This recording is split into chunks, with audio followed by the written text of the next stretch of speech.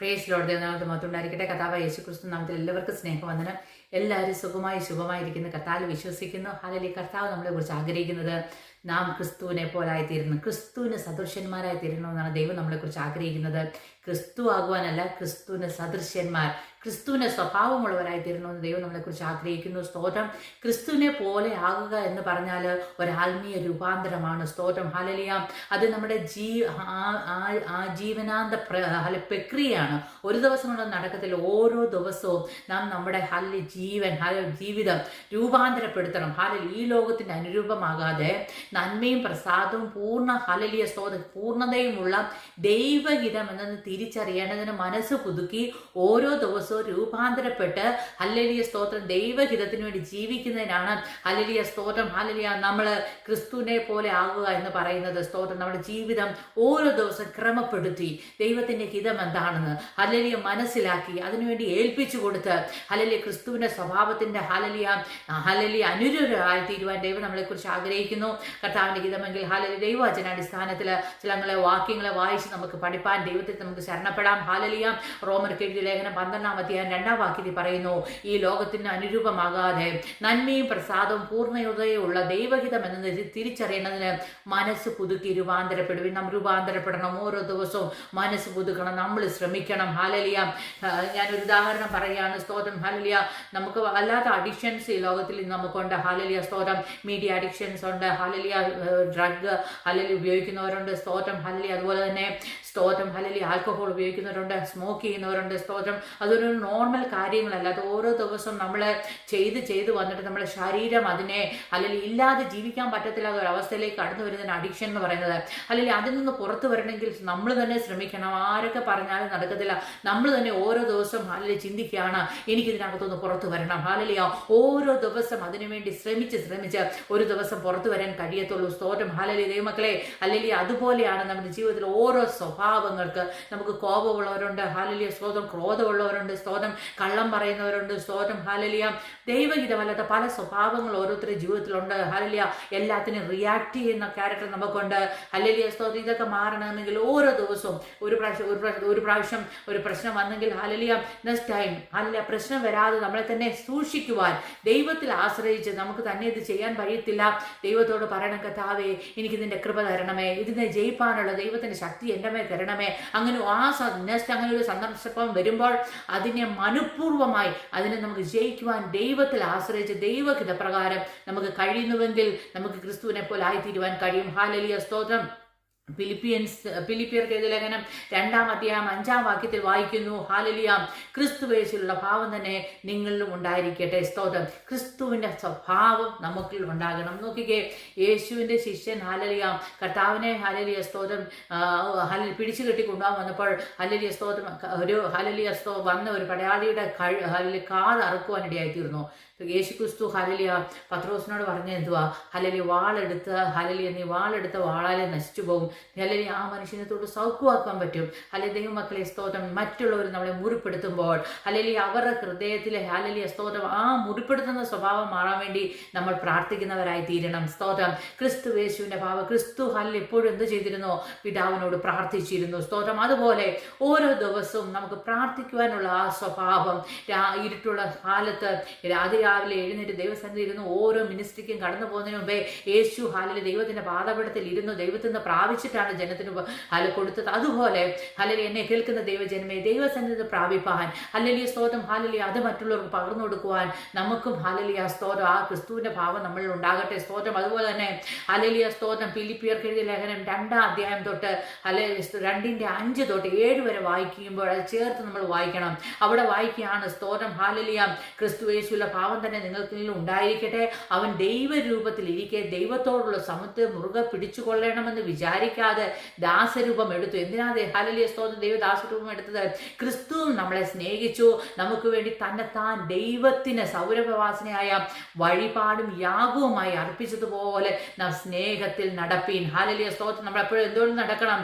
സ്നേഹത്തിൽ നടക്കണം. ഹല്ലേലൂയ സ്തോത്രം. ഈ ദിവസങ്ങളിൽ ദൈവമക്കളെ ഹല്ലേലൂയ സ്തോത്രം കർത്താവായ യേശു ക്രിസ്തു നമുക്ക് പകരമായി യാഗം യാഗമായി തീർന്നു. നമ്മുടെ പാപത്തിന് പകരം, നമ്മുടെ ശാപത്തിന് പകരം, നമ്മൾ ഹല്ലേലൂയ ശിക്ഷ അനുഭവിക്കേണ്ടതിന് പകരം നമ്മുടെ പാപം ചുമന്നുകൊണ്ട് യേശു ഒരു സൗരഭ്യവാസിനിയായി തീർന്നു. അതുപോലെ ദൈവമക്കളെ, നാം ഹല്ലേലൂയ സ്തോത്രം ഈ ദിവസങ്ങളിൽ ഹല്ലേലൂയ ക്രിസ്തുവിന് മുൻപാകെ ഹല്ലേലൂയ സ്തോത്രം ആ പാപമുള്ളവരായി ജീവിപ്പാൻ ദൈവം നമ്മളെ സഹായിക്കട്ടെ. ഗലാത്യർക്ക് എഴുതിയ ലേഖനം 5-ാം അധ്യായം ഹല്ലേലൂയ 22, 23 ചേർത്ത് വായിക്കുമ്പോൾ ആത്മാവിന്റെ ഫലമോ സ്നേഹം, സന്തോഷം, ഹല്ലേലൂയ സമാധാനം, ദീർഘക്ഷമ. അതിനകത്ത് ഇംഗ്ലീഷിൽ പറയുന്നത് ഹല്ലേലൂയ ലോങ് സഫറിംഗ് എന്നാണ്. ഹല്ലേലൂയ ദയ, പരോപകാരം, വിശ്വസ്തത, സൗമ്യത, ഇന്ദ്രിയജയം. ഈ വകയ്ക്ക് വിരോധമായി ഒരു ന്യായപ്രമാണമില്ല. അപ്പൊ നമ്മുടെ ജീവിതത്തിൽ എന്തൊക്കെ ഉണ്ടായിരിക്കണം? സ്നേഹം ഉണ്ടായിരിക്കണം. ഒരാൾ നമ്മൾ ഉദ്ധരിക്കുന്ന സ്വഭാവം ഉണ്ടെങ്കിലും ആ വ്യക്തിക്ക് വേണ്ടി പ്രാർത്ഥിക്കുവാനുള്ള സ്നേഹം, ആ വ്യക്തിയോട് ക്ഷമിക്കുവാനുള്ള സ്നേഹം നമുക്കുണ്ടായിരിക്കണം. സന്തോഷം, നമുക്ക് വലിയ പ്രശ്നമാണ്, അല്ലെങ്കിൽ സന്തോഷിക്കാൻ പറ്റിയ ഒരു സാഹചര്യവും അല്ലെങ്കിൽ നമുക്ക് അവിടെ ഇല്ല. എങ്കിലും ക്രിസ്തുവിൽ സന്തോഷിക്കുവാൻ, ആത്മാവിൽ സന്തോഷിക്കുവാൻ അല്ലെങ്കിൽ നമുക്ക് കഴിയണം. ഹല്ലേലൂയ സമാധാനം ഉണ്ടായിരിക്കണം. സ്തോത്രം. ഹല്ലേലൂയ വലിയ ഹല്ലേലൂയ സ്തോത്രം. പ്രശ്നം നമുക്ക് സമാധാനം തരാത്ത അനേക കാര്യങ്ങൾ ഈ ലോകത്തിലുണ്ട്. എന്നാൽ അതിന്റെ മധ്യത്തിൽ ദൈവവേദനയെ സമാധാനത്തോടിരിക്കുവാൻ, പ്രശ്നങ്ങളെ നോക്കിയിട്ട് ദൈവത്തിൽ ആശ്രയം വെച്ച് ഹല്ലേലൂയ ഈശാന മൂലം പോലെ, അല്ലെങ്കിൽ നിന്നെ ഷേക്ക് ചെയ്യുന്ന രീതിയിൽ നിനക്ക് നിലനിൽക്കാൻ കഴിയാത്ത പ്രശ്നമായിരിക്കും മുൻപിലുള്ള, എന്നാൽ അതിനകത്ത് വളരെ സമാധാനത്തോടെ ദൈവത്തിൽ ആശ്രയിക്കുവാൻ നമുക്ക് കഴിയണം. അതിന് നമ്മളെ പരിശുദ്ധാത്മാവ് സഹായിക്കും. അതുപോലെ ദീർഘക്ഷമ, ലോങ് സഫറിംഗ് എന്നാണ് അവിടെ പറയുന്നത്. അല്ല, ചില പ്രശ്നം ആളുകൾ പരിഹരിക്കാതെ വർഷങ്ങളാലും കൂടെ ഉണ്ടായിരിക്കും. അതിന് ക്ഷമയോടെ അല്ലെങ്കിൽ അതിനകത്തും സന്തോഷത്തോടെ ദൈവത്തെ സേവിക്കാൻ നമുക്ക് കഴിയണം. ദയ കാണിക്കുന്നവരായിട്ടിരിക്കണം. നമ്മളാൽ ആവിധം മറ്റുള്ളവരെ സഹായിക്കുന്നവരായിട്ടിരിക്കണം. പരോപകാരം നമുക്ക് പറ്റുമെങ്കിൽ ഹല്ലേലൂയ മറ്റുള്ളവർക്ക് കൊടുക്കുവാൻ, നമ്മുടെ സമയത്തെ കൊടുക്കുവാൻ, നമ്മുടെ ആരോഗ്യത്തെ കൊടുക്കുവാൻ എന്ന് പറഞ്ഞാൽ നമ്മുടെ ആരോഗ്യം കൊണ്ട് മറ്റുള്ളവർക്ക് എന്തെല്ലാം ഹെൽപ്പ് ചെയ്യാമോ അത് ചെയ്തു കൊടുക്കണം. ഹല്ലേലൂയ വിശ്വസ്തരായിരിക്കണം. ദൈവവചനത്തിന് മുൻപാകെ വിശ്വസ്തരായിരിക്കണം. ദൈവത്തോട് വിശ്വസ്തരായിരിക്കണം. നമ്മളെടുത്ത തീരുമാനങ്ങളിൽ നമ്മൾ വിശ്വസ്തരായിരിക്കണം. ഹല്ലേലൂയ സൗമ്യതയുള്ളവരായിരിക്കണം. പലപ്പോഴും ദൈവമക്കളെ ഹല്ലേലൂയ നമുക്ക് നഷ്ടപ്പെട്ടു പോകാതെ നമ്മളെ തന്നെ സൂക്ഷിക്കണം. ഇന്ദ്രിയ ജയം, ഇന്ദ്രിയങ്ങളെ ജയിക്കുവാൻ നമുക്ക് കഴിയണം. ഹല്ലേലൂയ നമ്മുടെ ഇന്ദ്രിയങ്ങൾ ഹല്ലേലൂയ സ്തോത്രം പലപ്പോഴും നമ്മളെ ലോകത്തിലേക്ക് വലിച്ചു കൊണ്ടുപോകും. എന്നാൽ അതിന് പകരമായി സ്തോത്രം ദൈവവൈതലേ ഹല്ലേലൂയ ഇന്ദ്രിയങ്ങളെ ജയിച്ചുകൊണ്ട് ദൈവനാമ മഹത്വത്തിന് വേണ്ടി നിലനിൽപ്പാൻ ദൈവസന്നിധി നമുക്ക് ഏൽപ്പിച്ചു കൊടുക്കാം. ഹല്ലേലൂയ 1 കൊരിന്ത്യർ ഹല്ലേലൂയ 2-ാം അധ്യായം അതിന്റെ 16-ാമത്തെ വാക്യത്തിൽ പറയുന്നു, ക്രിസ്തുവിന്റെ മനസ്സറിഞ്ഞ് അവനെ ഗ്രഹിപ്പിക്കുന്നവനാൽ നാമോ ക്രിസ്തുവിന്റെ മനസ്സുള്ളവരാകുന്നു. അപ്പോൾ നമ്മൾ ക്രിസ്തുവിനെ സ്വന്തം രക്ഷിതാവായി സ്വീകരിച്ച് കർത്താവിന് വേണ്ടി ജീവിക്കാൻ തീരുമാനമെടുക്കുമ്പോൾ പിന്നെ നമുക്ക് ആരുടെ മനസ്സുള്ളേ? ക്രിസ്തുവിന്റെ മനസ്സ്. പലപ്പോഴും നമ്മൾ ക്രിസ്തുവിന്റെ മനസ്സ് മാറ്റി വെച്ചിട്ട് നമ്മുടെ മനസ്സുള്ളവരായി നമ്മൾ ജീവിക്കാൻ ശ്രമിക്കുക. എന്നാൽ ദൈവം ആഗ്രഹിക്കുന്നത് നമ്മൾ ക്രിസ്തുവിന്റെ മനസ്സുള്ളവരായിരിക്കണം. ഹല്ലേലൂയ ഫിലിപ്പിയർക്ക് എഴുതിയ ലേഖനം ഹല്ലേലൂയ 2-ാം അധ്യായം 2-ാം വാക്യത്തിൽ വായിക്കുന്നു, നിങ്ങൾ ഏക മനസ്സുള്ളവരായി അല്ലെങ്കിൽ ഏക സ്നേഹം പൂണ്ട് ഐക്യബന്ധപ്പെട്ട് ഏക പാപമുള്ളവരായി ഇങ്ങനെ എന്ത് സന്തോഷം പൂർണ്ണമാക്കുവിൻ. നാം മറ്റുള്ളവരുടെ മുൻപാകെ അല്ലെങ്കിൽ ഏക മനസ്സുള്ളവരായിരിക്കും. ഭാര്യയും ഭർത്താവിനും ദൈവസന്നിധിയിൽ ഹല്ലേലൂയ ഏക മനസ്സുള്ളവരായിരിക്കണം. സഭയിലുള്ള വിശ്വാസികൾക്ക് ഏക മനസ്സുള്ളവരായിരിക്കണം. അവർ ഏക സ്നേഹം പൂണ്ട്, ക്രിസ്തുവിലുള്ള സ്നേഹം പൂണ്ട് ഹല്ലേലൂയ ഐക്യമനപ്പെട്ട് ഏത് കാര്യത്തിലും ക്രിസ്തുവിൽ ഹല്ലേലൂയ ഐക്യമനപ്പെട്ട് ഏക ഭാവമുള്ളവരായി ഹല്ലേലൂയ സ്തോത്രം സന്തോഷം പൂർണ്ണമാക്കണം. സ്തോത്രം. നമ്മളെല്ലാം ക്രിസ്തുവിൽ ഒരാളാണ്. ഹല്ലേലൂയ പുരുഷനെന്നോ സ്ത്രീയെന്നോ അല്ലെങ്കിൽ സ്തോത്രം ഹല്ലേലൂയ വലിയ ഹല്ലേലൂയ വ്യത്യാസങ്ങൾ അവിടെ ഇല്ല. ക്രിസ്തുവിൽ ഹല്ലേലൂയ പ്രവാചകനെന്നോ ഇടയനെന്നോ ദാസനെന്നോ ദാസിയെന്നോ ഇല്ല. എല്ലാവരും ക്രിസ്തുവിൽ ഒന്നാണ്. ഓരോരുത്തർക്കും ഓരോ ശുശ്രൂഷ കൊടുത്തിരിക്കുന്നതേ ഉള്ളൂ. അത് ദൈവനാമ മഹത്വത്തിനാണ്. നമുക്ക് ലഭിച്ച കൃപയ്ക്കത്തവണ്ണം നാം എന്ത് ചെയ്യുന്നോ അതിനൊരു പ്രതിഫലമുണ്ട്. ഹല്ലേലൂയ സ്തോത്രം. ഹല്ലേലൂയ ഫിലിപ്പിയർക്ക് എഴുതിയ ലേഖനം 2-ാം അധ്യായം 4-ാം വാക്യത്തിൽ പറയുന്നു, ഓരോരുത്തരും സ്വന്തം ഗുണമല്ല മറ്റുള്ളവന്റെ ഗുണം കൂടെ നോക്കണം. നമ്മളെപ്പോഴും നമ്മുടെ കാര്യം മാത്രം ചിന്തിക്കുന്നേ. ഹല്ലേലൂയ സ്തോത്രം. നമ്മുടെ നന്മയ്ക്ക് വേണ്ടിയാണ് നമ്മളെപ്പോഴും ശ്രമിക്കുന്നത്. ഹല്ലേലൂയ അതിന് പകരമായി മറ്റുള്ളവനും അല്ലെങ്കിൽ ഒരു മറ്റുള്ളവന് കിട്ടേണ്ട നന്മ നമ്മുടെ നന്മയ്ക്ക് വേണ്ടി നമ്മൾ ഹല്ലേലൂയ അടിച്ചു മാറ്റാൻ പാടില്ല. സ്തോത്രം. ഹല്ലേലൂയ അങ്ങനെ ആ ഭാഷ പറയുന്നതായിരിക്കും നല്ലത്. ഹല്ലേലൂയ സ്തോത്രം. ആ വ്യക്തിയുടെ റൈറ്റ് ആണെങ്കിൽ നമ്മൾ ഒരിക്കലും അത് നമ്മൾ ഹല്ലേലൂയ ഏറ്റെടുക്കാൻ പറ്റില്ല. ഹല്ലേലൂയ അവനവന് ദൈവം ഓരോന്ന് കൊടുത്തിട്ടുണ്ട്.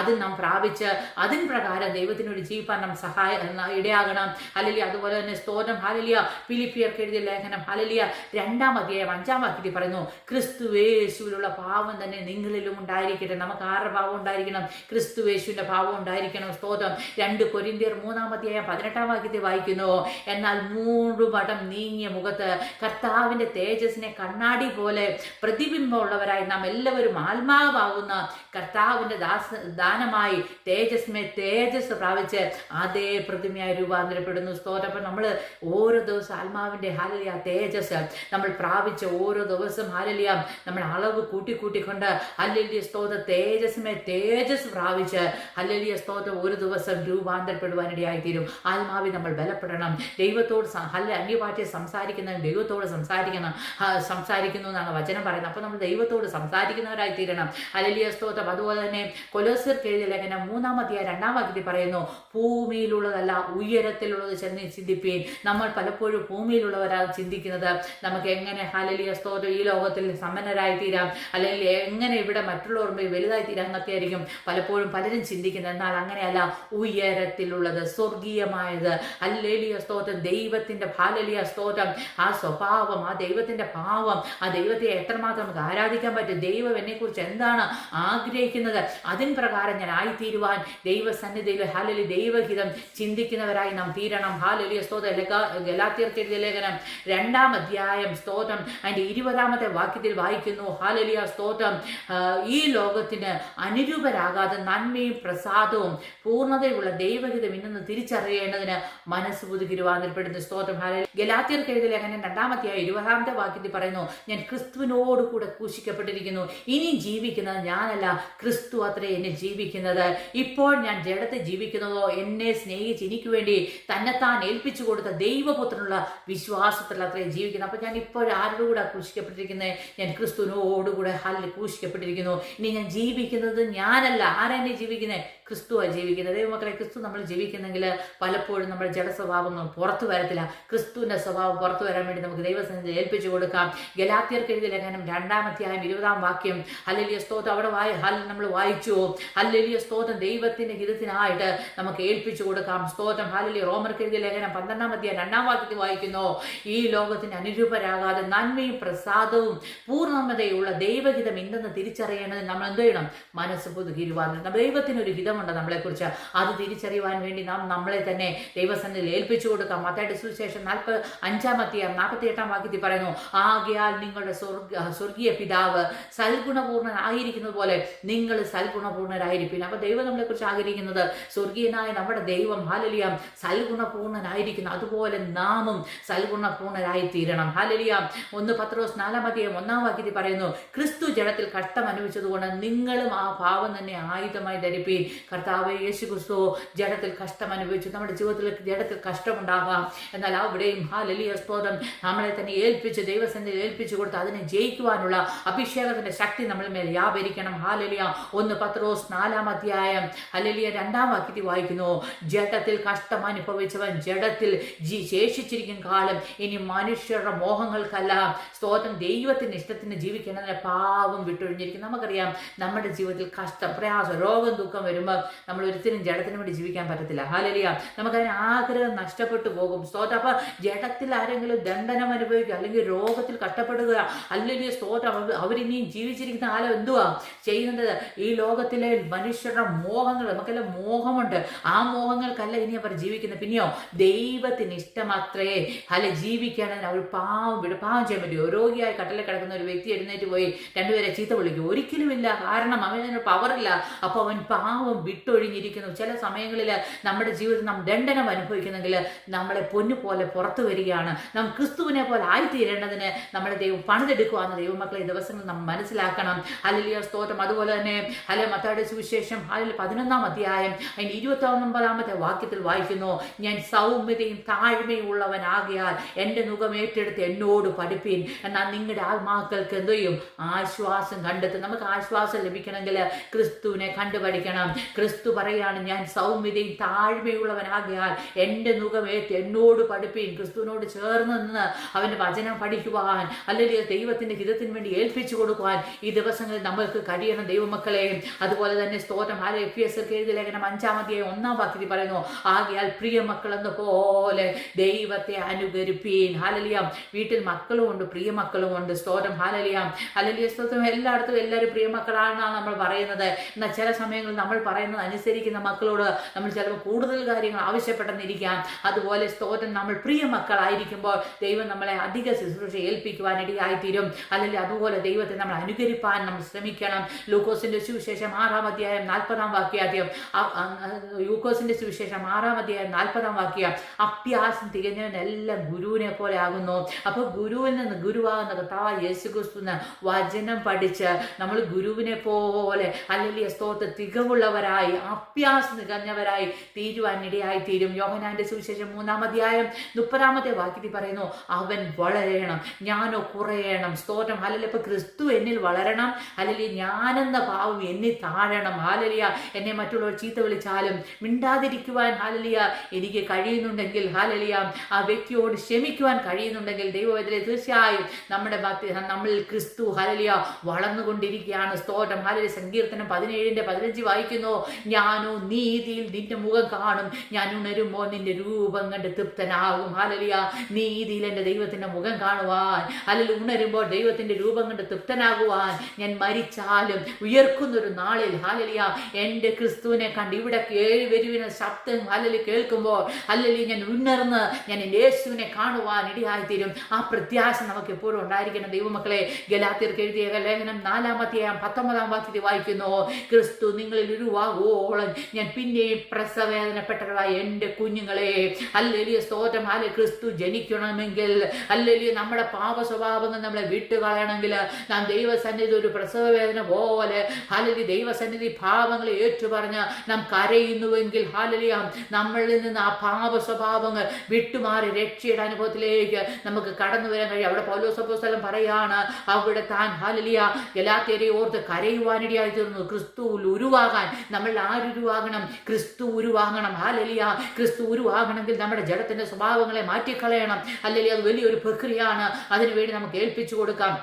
1 കൊരിന്ത്യർ 11-ാം അധ്യായം 1-ാം വാക്യത്തിൽ പറയുന്നു, ഞാൻ ക്രിസ്തുവിന്റെ അനുകാരി ആയിരിക്കുന്ന പോലെ നിങ്ങളും എന്നെ അനുകരിപ്പീൻ. അപ്പോൾ ക്രിസ്തുവിനെ പോലെ പൗലോസ് അപ്പോസ്തലൻ ആയിത്തീർന്നു. അതുകൊണ്ടാണ് പറഞ്ഞത്, ഞാൻ ക്രിസ്തുവിനെ അനുകരിച്ചു, അതുകൊണ്ട് നിങ്ങൾ അനുകരിക്കും. പ്രാഗൽഭ്യത്തോടെ പൗലോസിന് പറയാൻ പറ്റും, ഞാൻ ക്രിസ്തുവിനെ അനുകരിച്ചു, ക്രിസ്തുവിനെ പോലെ ആയിരിക്കുന്നു, അതുകൊണ്ട് നിങ്ങൾക്ക് എന്നെ അനുകരിക്കാമെന്ന്. ദൈവമക്കളെ, എത്ര പേർക്ക് നമ്മളെ നോക്കി പറയാൻ പറ്റും അല്ലെങ്കിൽ ക്രിസ്തുവിന്റെ സ്വഭാവമുള്ള വ്യക്തികളാണെന്നോ നമ്മളെപ്പറ്റി മറ്റുള്ളവർക്ക് പറയാൻ കഴിയുന്നുണ്ടോ? ദൈവമക്കളെ, ദിവസങ്ങളിൽ നമ്മുടെ ജഡ സ്വഭാവങ്ങളെ മരവിപ്പിച്ച് ക്രിസ്തുവിന്റെ സ്വഭാവം നമ്മൾ വെളിപ്പെടുവാൻ നമുക്ക് ദൈവസന്നിധിയിൽ ഏൽപ്പിച്ചു കൊടുക്കാം. ഹല്ലേലൂയ. 1 യോഹന്നാൻ 2-ാം അധ്യായം 6-ാം വാക്യത്തിൽ വായിക്കുന്നു, അവനിൽ വസിക്കുന്നു പറയുന്നവൻ അവൻ നടക്കുന്നത് പോലെ നടക്കേണ്ടതാകുന്നു.